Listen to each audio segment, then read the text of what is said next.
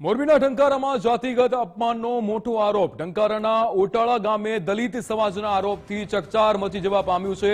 જે રીતે જાતિ પ્રત્યે હળધૂત કરતો શબ્દ ઉચ્ચાર્યો હોવાની ફરિયાદ થઈ છે। પાટીદાર સમાજની બેઠકમાં અપમાન થયું હોવાનો આરોપ। અલ્પેશ નામના યુવક વિરુદ્ધ ફરિયાદની માંગ ઉઠી છે। દલિત સમાજના લોકો ટંકારા પોલીસ મથકે પહોંચ્યા હતા।